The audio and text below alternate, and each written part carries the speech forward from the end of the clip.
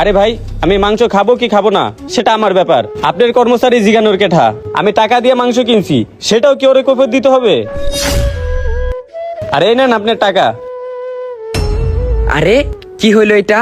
Customer মাংস খাবে না না খাবে সেটা তো সেই বুঝবে, এটা দিয়ে বিশাল কি করবে বিষয়টা তো দেখার দরকার। ছোট সাহেব, দোকানের সব মাংসই তো শেষ হয়ে গেছে, মাংস তো আবার কিনে আনতে হইব। কি বলিস? মাংস শেষ হয়ে গেছে মানে? আমি 200 প্লেট মাংস আনছি, 150 প্লেট সেল দিছোস, আর 50 প্লেট কোথায় গেছে? আচ্ছা, তোরা কি কাস্টমারকে মাংস বেশি বেশি দিতাছস নাকি? না ছোট সাহেব, আমি গুনে গুনে সবাইকে 3 পিস করে মাংস দিছি। তাহলে বাকি মাংসগুলা গেল কই? ছোট সাহেব, আমার মনে হয় পলিথিনে মাংসগুলা বইরা বিশালে বাসায় নিয়ে যায়। কি কস? এটা তো আমার কখনই বিশ্বাস হয় না। বিশালে পলিথিনে কইরা বাসায় মাংস লয়া যায়।